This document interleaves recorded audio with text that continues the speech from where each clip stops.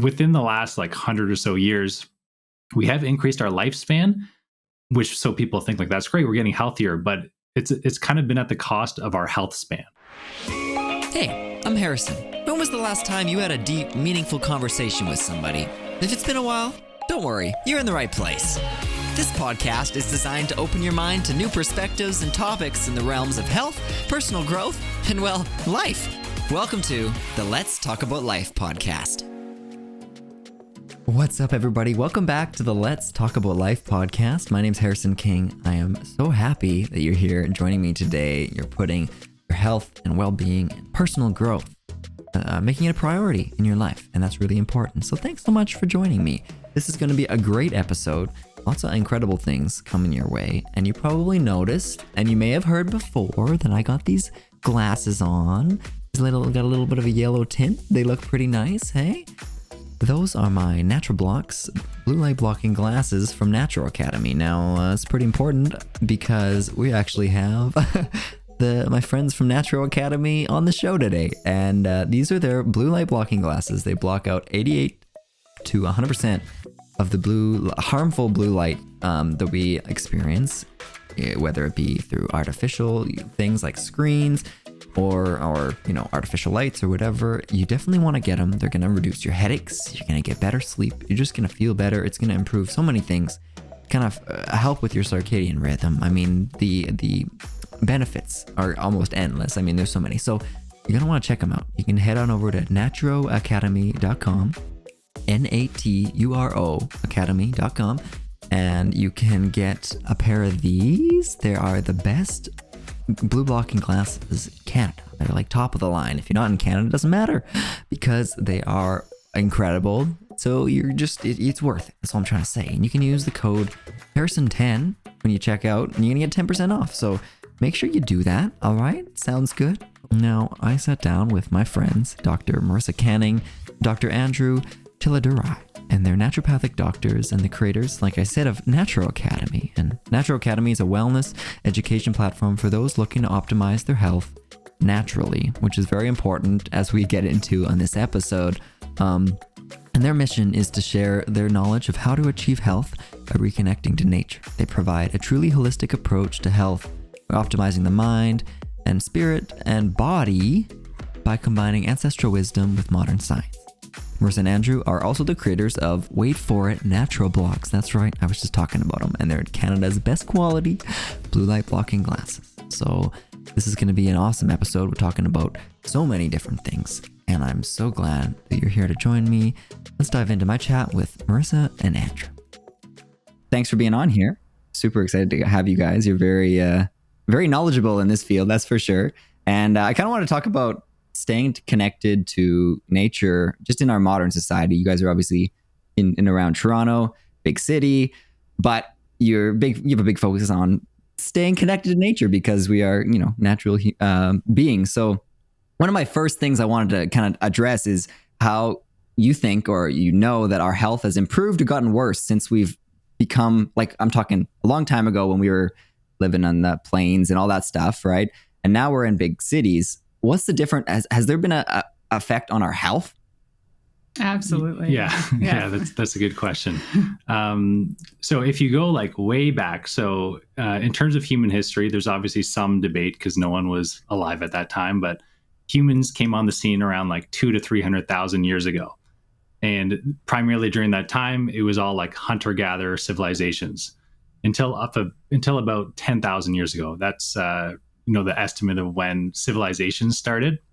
So when we were in that hunter-gatherer period, from the evidence we have, humans were very robust. Like there was very little evidence of any chronic disease. If you look at the skull structures and different archaeological evidence, it seems like these people were like very healthy. But then once we got into that like civilization period and the advent of agriculture, we started seeing a lot of differences, like, for example, tooth decay and crooked teeth and smaller skull sizes. So it seems like that's where our health kind of declined. The average lifespan went down. And then within the last like 100 or so years, we have increased our lifespan, which so people think like that's great, we're getting healthier, but it's kind of been at the cost of our health span. So people, they're living longer, but they're not as healthy, right? So how many people do you know that are like, 70 or 80 and they're still alive, which is great, but they have such a terrible quality of life. They're on like 10, 12 different medications. They have to go in for their dialysis every week. So, it's an interesting time that our lifespan has increased, but health span has definitely gone down. Yeah, like our what is it, metabolic age, that kind of thing, right? Where it's what do you physically, how old are you physically, and it's definitely gone down. What do you think was, obviously there's a lot of stuff, but any big things that come to mind of what was one of the main things that started to cause that? Because I said we're in cities and stuff, but there's we have a lot of electricity. We have things that are not natural, like just in the, you go into a forest, we don't have, running water. So is there anything in specific that comes to mind that you think has been a big factor to that? Yes. There's a lot. Well, I'm sure there's a lot, but let's dive into it, because I think it's super interesting. Maybe you would know more about like what started it all. Yeah, I think so. When we got into these civilizations, they were mainly based around agriculture and growing grains. So there's a bit of debate as to why that happened. One of the theories is actually because it was a way to make alcohol. You could grow all these grains, and then that was such a high commodity resource, I guess. But anyways, once we started eating those types of foods, we did notice a drastic change. So that was one thing. We're no longer out, hunting as much or eating wild plants and animals. And then I guess so more recently, though, you mentioned electricity. And I think that's actually one of those things that is really underlooked. So it's obviously great to focus on nutrition and exercise and those sorts of things. And our diet has become worse in the last 100 or so years. And we're definitely more sedentary. But a big thing that people miss is there's been a massive change in our light environment. So prior to Edison inventing the light bulb in like the late 1800s, there was no such thing as artificial light, right? It was, you wake up with the sunrise, you go down with the sunset, and we had fire, which is, very natural. We've evolved with that for such a long time, but we've totally changed our light environment. There's more electromagnetic pollution, and it's kind of just like a snowball of all these different things that have, contributed to it. And can you talk a little bit about, I know you guys are big on, obviously, blue light. It's the glasses and artificial light and stuff like that, and using candlelight and like natural things at nighttime. You want to get, we've talked about it. I've heard a lot about it, but I want you to share with the people that are listening. You guys know so much about it. So why don't you dive into that a little bit? Because, this one thing that we can't control, you can turn off the light switch if you want. So what are some things, we can do to help with that kind of stuff? Yeah, that ties into a lot to our circadian rhythms, which is just the natural wake and sleep cycles that humans go through. And, before the invention of the light bulb, we had these natural wake windows with the sun and sleep windows when the sun would go down. Now, like you said, we have such control over those light switches that when the sun goes down, and it's an inconvenient time for it to go down in our minds, you just switch on the light bulb and you make it's sunlight, inside of your own environment. And that's when there's an issue, because there's this huge disconnect from the synchronicities the synchronicities in nature, right? So once the sun goes down and we pop on the lights and we decide to continue it being daytime in our environment, then the natural processes that have to happen at night for our body to be healthy and optimal don't get to happen. Because, during the sun, when the sun is up, our yang hormone, cortisol, yin and yang in traditional Chinese medicine, yang is daytime energy, yin is nighttime, and just that being, that stillness. So when during the day that cortisol is released, and hopefully in appropriate levels, more stress causes more cortisol release. But in a perfect world, you'd have the appropriate amount of cortisol released during the day. And then once the sun sets and it starts to become nighttime, it gives our body the cues that it's yin time now. It's time for melatonin to be released. But as long as you have all these bright lights on, screens, TV, phone, computer, ceiling lamps, and all that, it's not the appropriate setting for melatonin to be released. And melatonin is so important for us to get a deep sleep, stay asleep. And while we're sleeping, that's where our detoxification pathways are most active. And that's where we kind of clear out the junk from the day. And if you don't give your body a chance to do that, then it just becomes this accumulative effect that, the next day you're dragging because you didn't have that good sleep, and then you're reaching for more sugars to get you going, and then that night you're not able to detox again, and it's just like it just builds on ourselves. So I find that people as they approach 20s, 30s, 40s, you really start to feel the effects of this. Maybe in your teens you could get away with it. Maybe in your 20s you can get away with that late night living and not living in accordance to nature. But as you do get older, you're like, wow, I feel it now. And it's a hard thing to try to be aware of. It's one thing to be aware of it, but people are working, they got things to do. Oh, I want to do this. Or I come home from work and I want to keep doing stuff. I don't want to just sit in the dark, and play cards and buy a candle. What do you, I'm sure you're met with some kind of like resistance for that, because people are, well, first of all, it's all we know, right? Like you're so used to it. And, do you have any tips, like ways to kind of get around? Or is it just like, hey, you just got to decide and do it? You know what I mean? Yeah, I think one thing so like we're a little more hardcore, obviously, and I think you really need to value it and see the value before you make these regular habits. So like ideally, as soon as the sun goes down, you don't want to be exposed to any artificial light at night. But as you said, a lot of people are too busy. That's just not realistic. So what we like to say to a lot of our patients is, at least for that 1 hour before bed, get off the screens, don't watch TV, don't be scrolling on Instagram, and maintain that good light environment. So it could be candles, it could be like a Himalayan salt lamp, or like a red LED bulb, but just try 1 hour and see what happens. And a lot of people, they do find that's manageable. Maybe they like reading. A lot of people say like, yeah, you know what, I love reading, but I just don't give myself the time to do it. And now we're almost prescribing it to them. They're like, okay, cool, nice. This is they're excited to do it, right? And then they start to realize like, oh, I'm getting such better sleep quality. And then you kind of work back from there. And I think it's really important for people to see that benefit first. And then you kind of get hooked, right?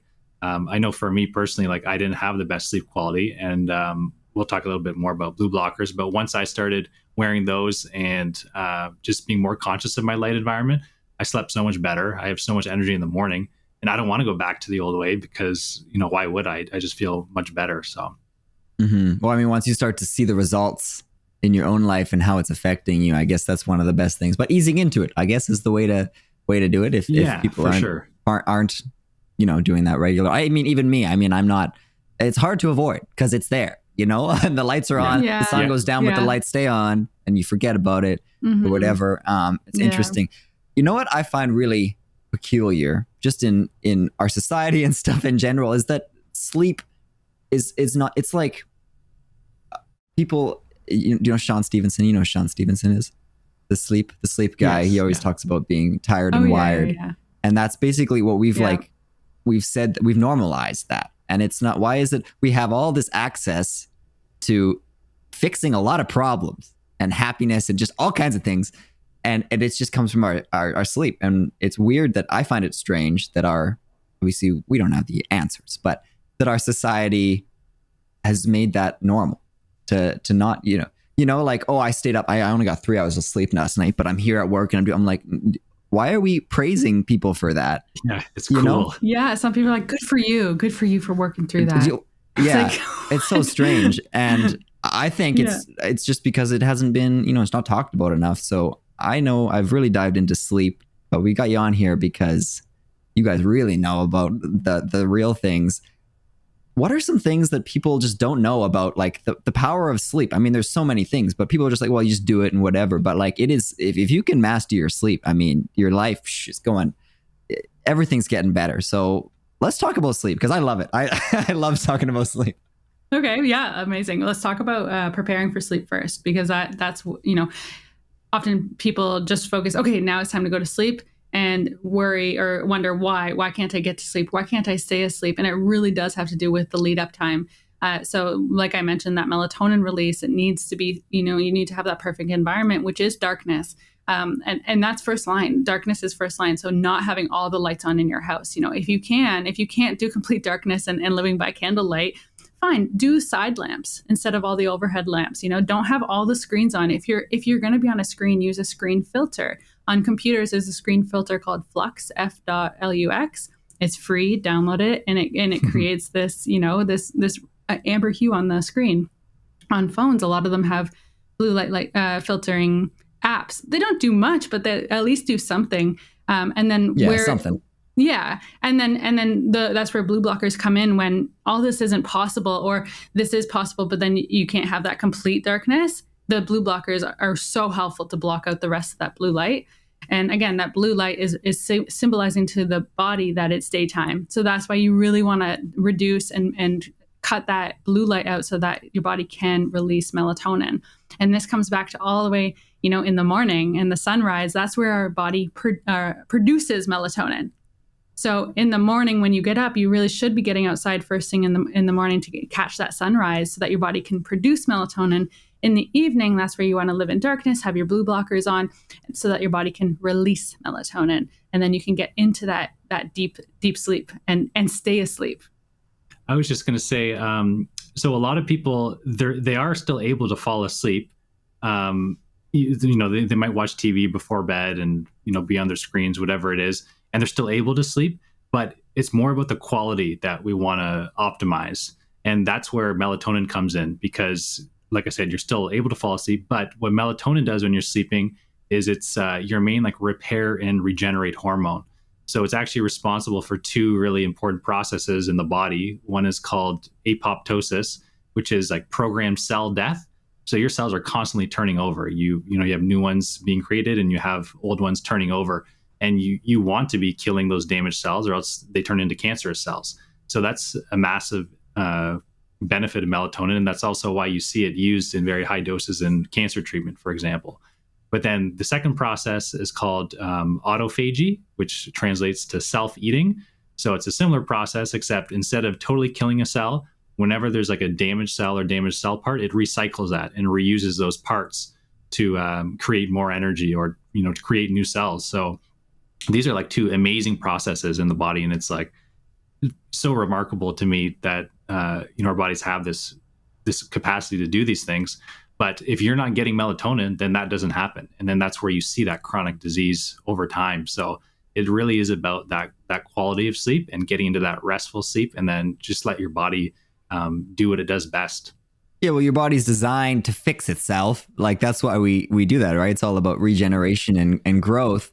And if we have, we have the answers for a lot of things, even that you're saying preventing cancer, obviously other things can cause it, whatever, but preventing things like that by just getting a good sleep. And I think if that's pushed more, people don't want cancer, people don't want to be chronically sick. People don't want, and if it's if you just work on improving your sleep, it's an easy thing. You're not doing anything. Well, you're doing stuff, but you're just, you're unconscious. You're not really, it's not like you have to make sure you do this every day and blah, blah, blah. Right. And you're asleep, but the big focus, is that people can do to improve that is that bedtime routine. How about your, call it your sleep sanctuary, but your room and even things having things in your room. And now I know this is a kind of a weird topic because there's a lot of people that are living in just maybe that's their space. They have a bedroom and that's it. So obviously, ideally, you want to leave that room for just sleeping.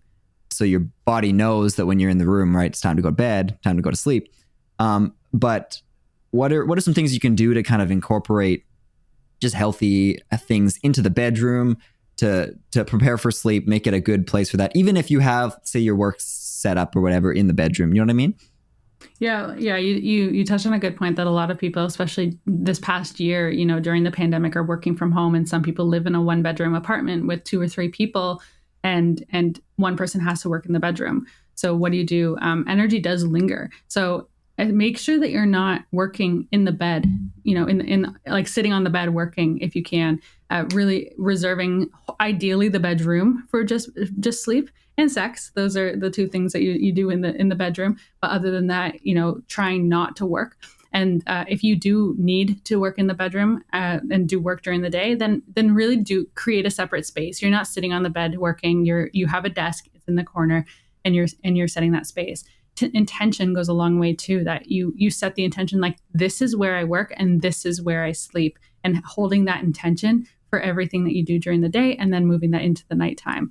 So other things that you can do, we touched on at the beginning, is electromagnetic fields. These play a huge role. If you look at a microwave, you put in something cold into the microwave, and the way it heats it up is it like vibrates the cells at such a level that it creates heat, right? And then you take it out and it's nice warm food. So think about, that's a microwave, but it runs on the same electromagnetic field as Wi-Fi routers, Bluetooth, the plugs that are in your wall. These things, if you're sleeping near a Wi-Fi router, near your phone, near a Bluetooth device, even some people have like a Apple Watch or something on their body. These are very stimulating to the body. So your body can't this is the time for your body to really be winding down and those cells to be really resting. And instead they're being stimulated and vibrated, and it's extreme. How's your body supposed to get into that deep sleep when you're in this like state of arousal? Same with plugs. We turn off our breaker at night so that our entire room has no electricity running through it. So if that's possible for you, that's a good solution. If it's not, pull your bed away at least 2 feet from any plugs that are in your wall, especially if they're close to your head. And for the Wi-Fi, what we do is you can unplug it manually, but we just have it plugged into a timer that automatically shuts off at night, so you don't have to think about it, because you don't need the internet on at night. So you might as well do that and create that sleep sanctuary like you talked about. And a few other things is, like we already touched on, darkness, but make sure your room is as dark as possible. You don't want like alarm clocks or things that are, flashing bright lights, because even small amounts, there's actually one study that showed when they shined, I think it was a dime size light on the back of someone's knee when they were sleeping, that was enough to interfere with sleep quality. And that's because you have light receptors all over your skin. So you want to keep that as dark as possible, and then also be in a cool environment. So a lot of people just know that intuitively. You can't sleep when you're hot. Like you just, there's so much heat and you're just uncomfortable. But having something that's, I believe, between 17 and 21 degrees is optimal. So it's a little bit cooler than room temperature, but that can help people as well. And how about screens just in your bed? So I'm thinking like people have TVs in the bedroom. It's a place to relax. Generally, you're watching a movie, whatever. I can anticipate the answer, but what do you what do you tell people like that are doing that kind of stuff? It's a big no-no. It's a big no-no. The light being exposed. If you need to watch TV to get to sleep, like that light is so stimulating. It's a vicious cycle. You're watching it to get to sleep, but you're getting stimulated, even though it's like that wired but tired thing. Your body's tired, but inherently it's being told not to release the melatonin. Eventually you just pass out, but passing out is not sleep. You're not going through the sleep phases. Your body just gets so tired that you sleep, quote unquote, but you're not sleeping. And then the electrical device too in the room is emitting an electromagnetic field that impacts sleep. Plus what we said about, the energy lingering in the room of you being alert and awake and watching TV, especially the news, right, which a lot of people like to watch first thing in the morning. You can't do that in your bed. You can't. Mm-hmm. It's toxic. And once you understand that, and once you prioritize that or value that, you'll be able to be like, okay, this should not be in the bedroom. This is a sanctuary. We love that word. It is a sleep sanctuary. You need to treat it as this precious area. And then once you respect it, it'll respect you back, and you'll be able to have that quality sleep. And I think a lot of people too have a very busy mind at night from the day. And this plays into, lights and electromagnetic fields too. It's creating this yang, as I mentioned, in the body, this stimulation, this daytime energy. That's another thing that's kind of normalized, to have such a busy mind, or to have this, anxiety and ongoing things. And there's so many things that we can do. Naturopathic doctors are so great at working with you to try and minimize that and try and create this healthy mind that will help you to get to sleep as opposed to hindering. So, yeah. Yeah. And then how about, and this is a personal question also, is there a recommended way to, because obviously the best way is just to wake up when, you get on track and you're just waking up, or with the sun or whatever, but people need to wake up at certain points, using alarms and stuff. Do you have something that you recommend, or is there, because people are going to say, well, I can't have my phone on, but I need to use it to wake up. I use my alarm to get up. And if you're doing that, I notice it that I don't use it anymore, but you get up and then you're turning that off, but then now you're on your phone. and it's the first thing you're doing, what are there alarm clocks that you would suggest? What's the ideal way, and then ways that less crazy people would do it? Yeah, I think the ideal way, I honestly haven't done much research into alarm clocks, but you would want something that does not have much light coming from it.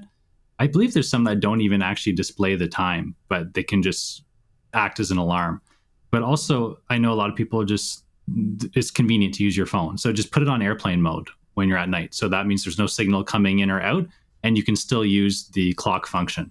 And we usually have those screen filters on our phone. So even when you do get up and press the, whatever it is, hopefully not snooze, but stop button, then it's not like you're blasting yourself with blue light. And I don't turn my phone off of airplane mode for at least the first hour of the day usually, right? If I do set an alarm, I just press that and get up with my day. Mm-hmm. So you're eliminating the light part of it and the electromagnetic fields when you're sleeping. And to add to that is the importance, again, going back to that, seeing the sunrise first thing in the morning, it really does tell your body what time it is.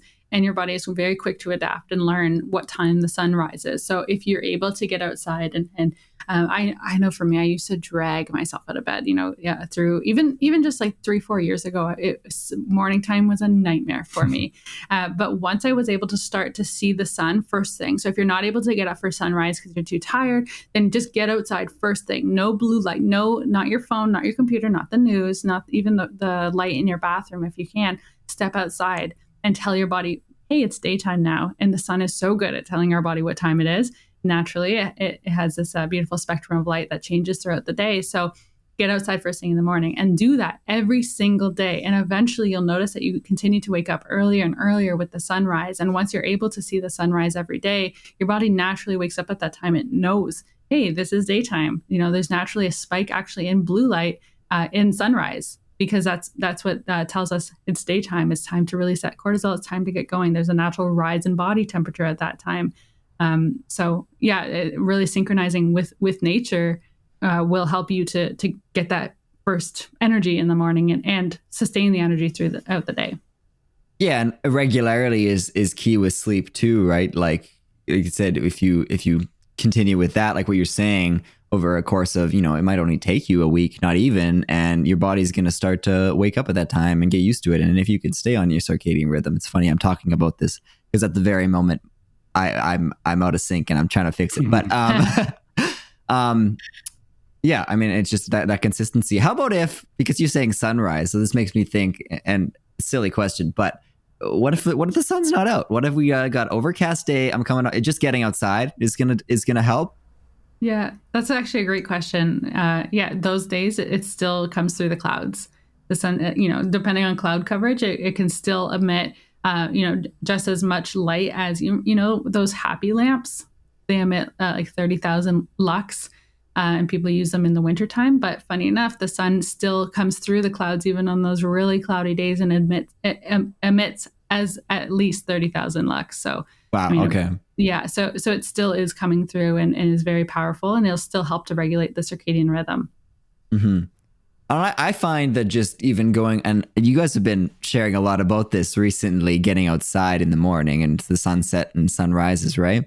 And I love seeing a sunrise. Everybody does, I think. Once you maybe don't want to get out of bed, but once you get out there, but even just stepping outside, I've noticed, like, you get that fresh air on you don't realize how kind of stale the air can get just in a room or in your house. And you get outside and it's like, whoa, okay, this is where I'm supposed to be. Your body just goes, oh, this is so nice. You've been talking about sunsets also. Is it the same kind of deal where it's just telling you, oh, it's time, we're done, see you later, the day's over. Apart from just, observing the night's lights, any other specific things that we should know about sunsets? Yeah, so basically anytime you're outside and receiving that natural light, it's going to be helping to regulate that circadian rhythm. But also beyond that, there are plenty of benefits of the different spectrums of sunlight. So in particular, in the morning during sunrise and then at sunset, there's a lot of red and infrared light, which has a number of benefits. But one of them is that it helps to stimulate mitochondrial function. And the mitochondria are producing energy in your body. So that's one of the major benefits. And I think if you study a lot of the traditional cultures like ancient Egypt and ancient India, a lot of people actually use sun gazing as a physical and spiritual practice, where they're directly staring at the sun for those first, half hour of the sunrise or last bit of the sunset, because there isn't any UV that can damage your eyes. You need to work your way up for sure, but there's like, people have known this for thousands of years of the specific benefits of those two types of day. And then also throughout the day, I won't go into all the details, but like UV has plenty of benefits. There's UVA, UVB. UVB gives you vitamin D. UVA helps with neurotransmitter production, melatonin production, all these different things. So I like to think of the sun as just like a multivitamin. You need to get all these different spectrums, and they provide all these unique benefits. And I love what you said too about getting outside and it just feeling so right. A lot of patients I would talk to, especially over the pandemic, they don't leave their house maybe, once a week to go for a walk. Maybe I spoke to one patient, she left her house 3 times in the month of February, like in the entire month. And that's just so, you need to leave the house in order to reconnect to nature. And once you do leave the house, and this is something interesting that we can talk to as well, it's just like how disconnected we remain is that, you wear rubber-soled shoes and you disconnect from the ground. And a lot of people wear a hat or sunglasses and you disconnect from the sun and sunscreen. Even when you're outside, sometimes it's like you're not even outside because you're so protected, and you think that you're protecting yourself, but there is still something to be said about really getting outside, being with nature, even on those cloudy days.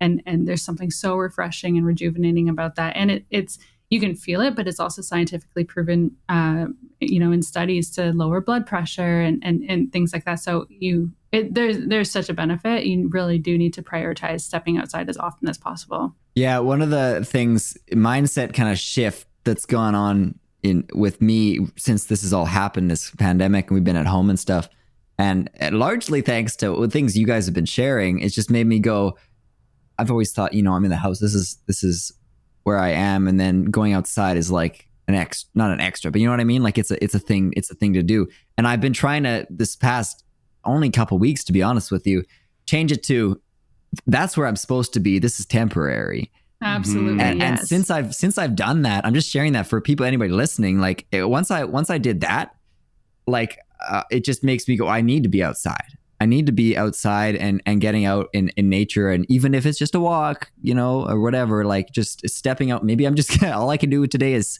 stand outside for 4 minutes or whatever, like, but just making that, like, it's just so essential.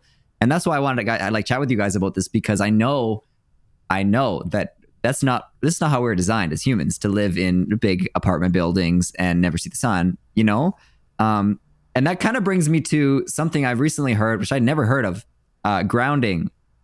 So getting the benefits of this is phenomenal to me. I just don't, this is what kind of made me go, whoa, we're supposed to be outside.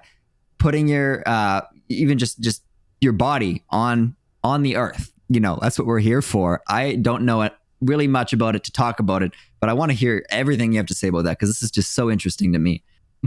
Sure.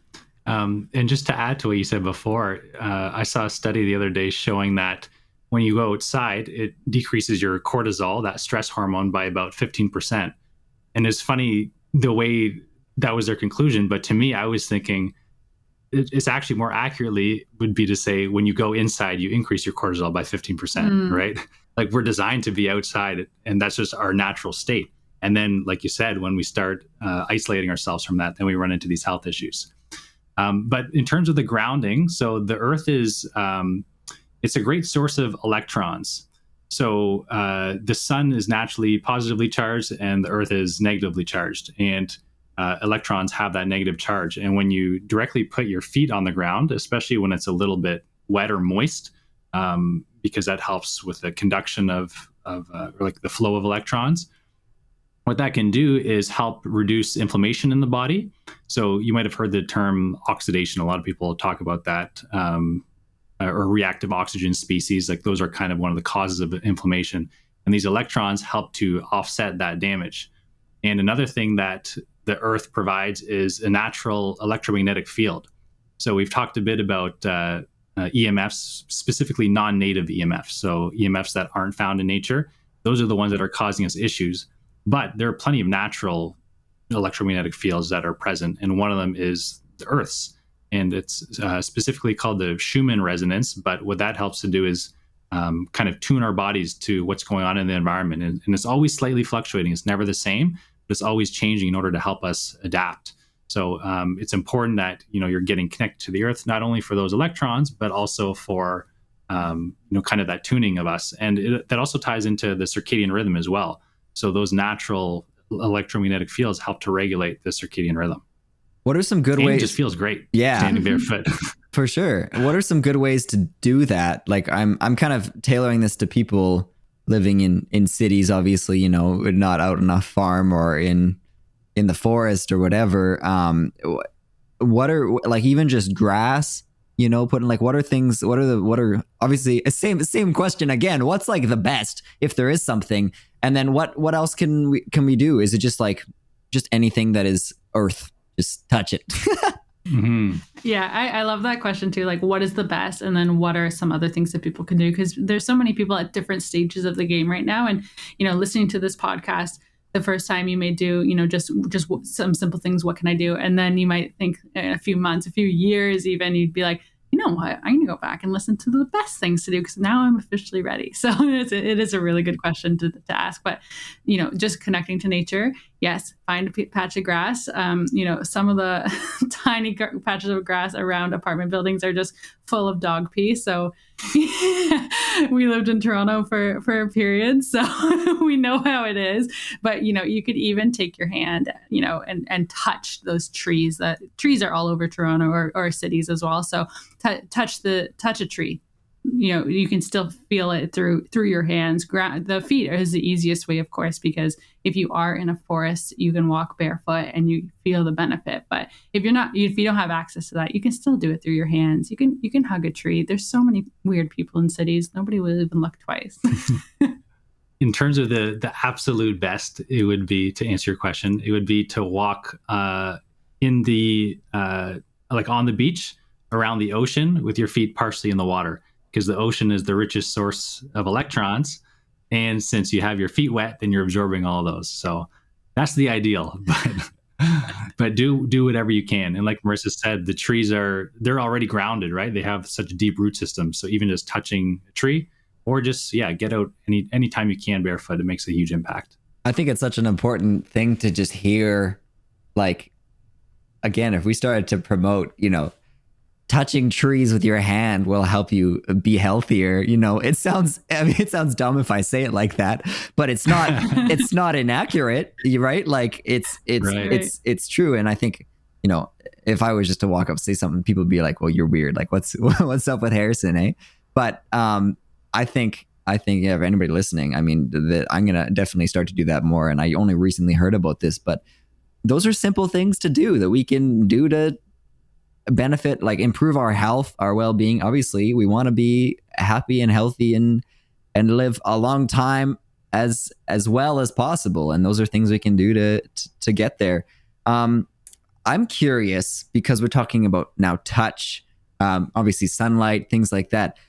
Are there any other things that we can benefit from through our senses in nature? And the one I was going to ask is like smells, because the body is just so interesting. I'm curious if there's any either health benefits or just other than, wow, this is a nice flower, because that's obviously great, but like legitimate things. I'm curious if there are others. Mm-hmm. I think basically like all of your senses are, like, we're tuned in to our environment, and we're supposed to be absorbing all these different things. So it's sunlight through our eyes and through our skin. The electromagnetic fields, our cells are constantly sensing that. Touch, being grounded on the earth, and smells part of that too. I don't know specifics on the science of that, but if you think about like essential oils, for example, you can see plenty of research on how just smelling essential oils has this impact on our body. For example, rosemary essential oil there's some pretty crazy studies about elderly people and improving their cognitive capacity, because rosemary is a circulatory stimulant, so it helps get more blood flow to the brain. And that wasn't taking it orally. That was just smelling it through an essential oil diffuser. or like lavender, for example, that can help decrease activity of the nervous system.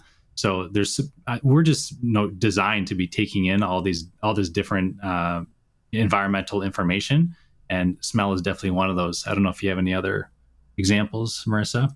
Yeah, I was just thinking of the connection between, sometimes when you smell something and it brings you back to a very happy memory. And there's a huge correlation between smells and triggering different areas of your brain. So nature inherently has, you can even smell, especially around like the beginning of spring, that smell of fresh cut grass for the first time you haven't smelt it in a few months.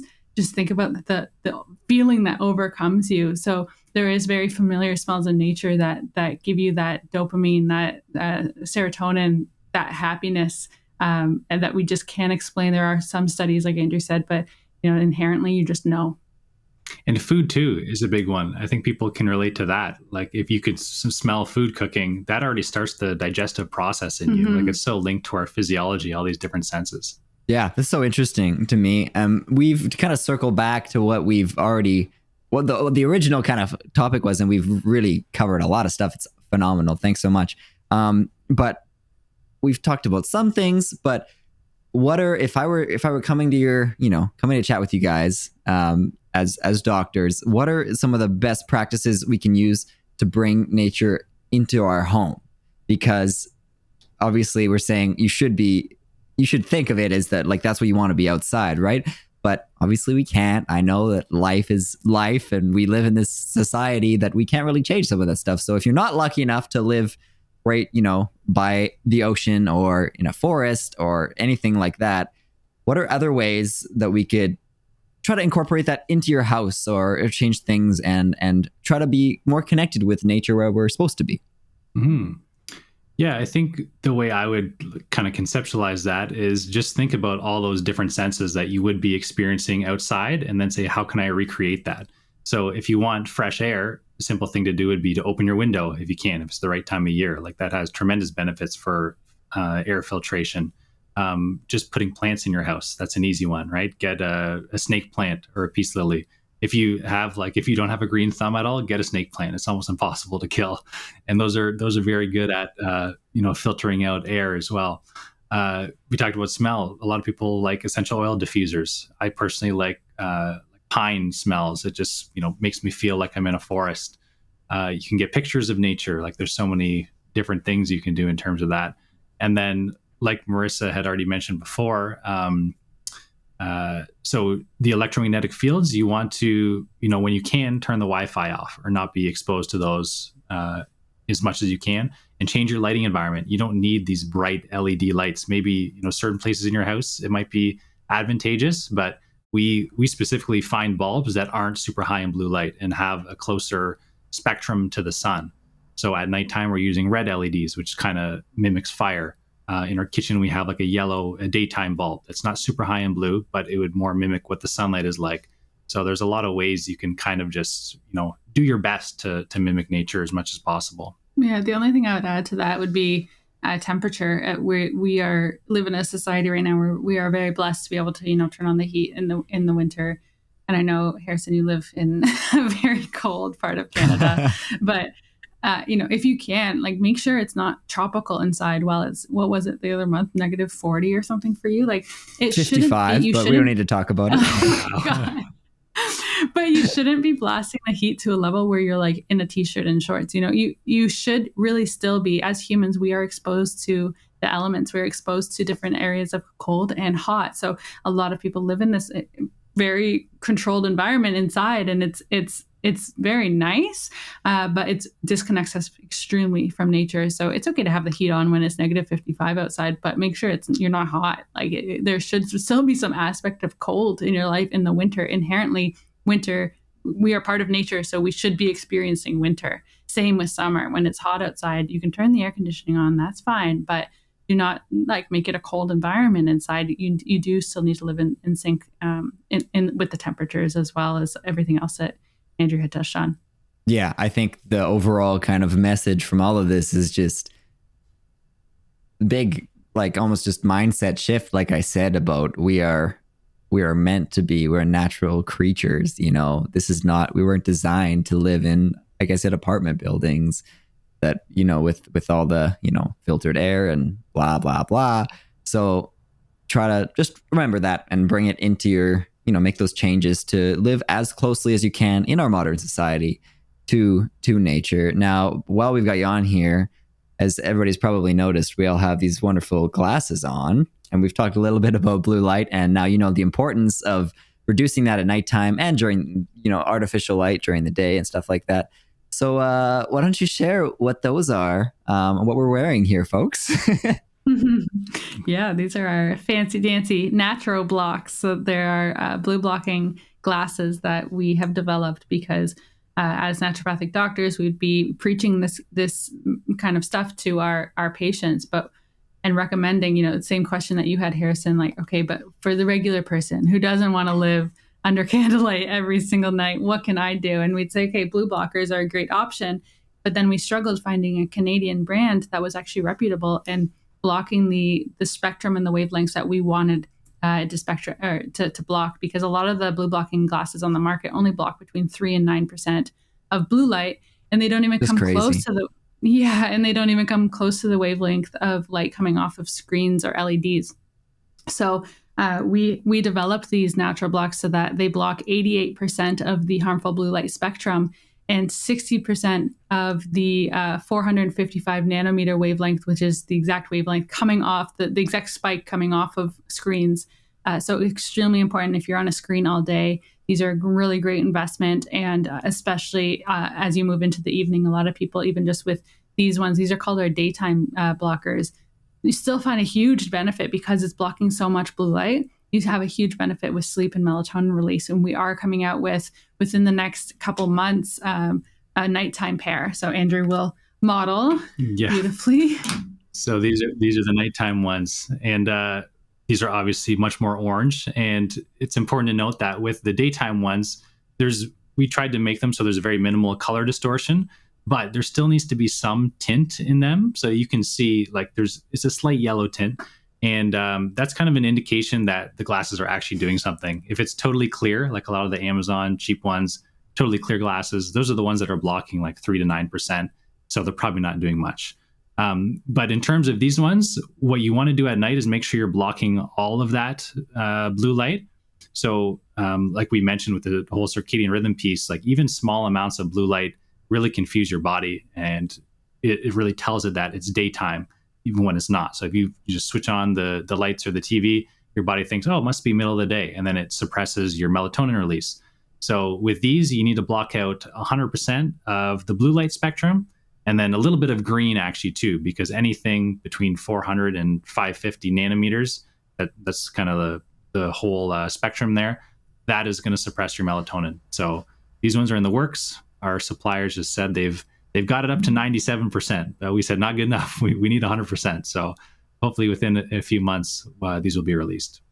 And there's you have a discount code. So to offer your audience Harrison 10, right? So then they get 10% off. If you want to get some, you can check out what are they on? NaturoAcademy.com. Is that the one? Yes. Yeah. So you can head over there and check them out. Get them. I highly recommend them. Yeah. If you want a little discount, you get 10% off. Harrison 10. And personally, I've shared this on Instagram and stuff, but it's helped. I've noticed my sleep get better because I wear them during the day, do a lot of stuff on the computer. But I get headaches a lot, and a lot of it's very many different reasons, and I've been trying to fix it for a long time. But I've noticed that they've gone down because I'm wearing them during the day, and I'm not straining my eyes. I also have Flux on my computer, which I've had on for a while. So lots of things that you can do. Easy things you can do to kind of get more connected with nature and fix your body and feel better. So thanks so much for hopping on here and sharing all about this. Where can people find you if they want to keep checking in with what you're up to? Yeah, thank you so much for having us. This is exactly what we love to talk about. So it was a lot of fun. Yeah, we're honored to be here. So our Instagram is where we're most active right now. Our handle is at NaturoAcademy. So that's NATURO Academy.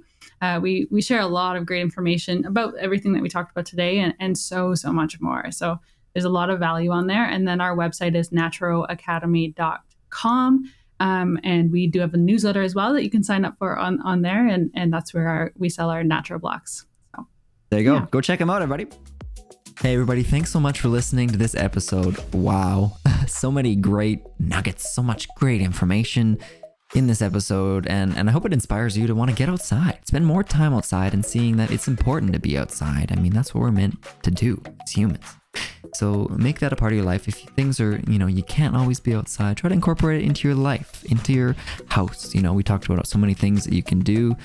Grabbing a pair of blue light blocking glasses like these guys right here, these natural blocks from NaturoAcademy, is going to help with some of that stuff. So trying to put up with these weird artificial things we've got going on in our life. You can head on over to NaturoAcademy.com and you can use the code Harrison10. You're going to get 10% off your blue light blocking glasses. And if you really enjoyed this episode and you want to see more from Marissa and Andrew, you can follow them. You can either go to the website, NaturoAcademy.com, Naturo Academy.com, or head on over to see them on Instagram and Facebook, same thing, at NaturoAcademy. And they've got so much great stuff they're putting out. I highly recommend checking them out. Thanks so much again for listening. Hope you enjoyed this episode. Hope you enjoy the rest of your day. Remember to keep loving life, and we'll chat with you later. For more information about this episode or the show itself, head on over to HarrisonKingOfficial.com. There you'll be able to find the show notes, transcriptions, and videos for every episode. Be sure to follow us on Instagram at Let's Talk About Life Pod. Now get out there and have a deep, meaningful conversation in your own life. We'll chat with you next time.